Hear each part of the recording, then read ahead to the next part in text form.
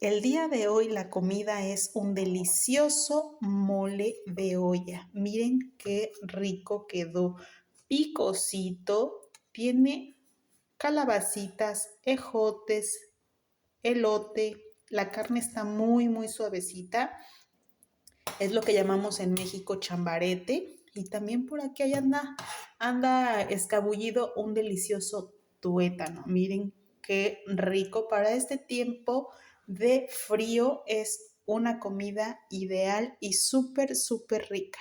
Buen provecho. Receta completa en mi canal. Bye.